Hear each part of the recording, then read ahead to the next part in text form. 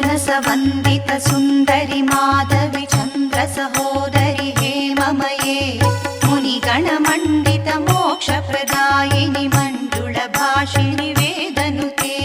पङ्कजवासिनि देवसुपूजित सद्गुणवर्षिणि शान्तियुते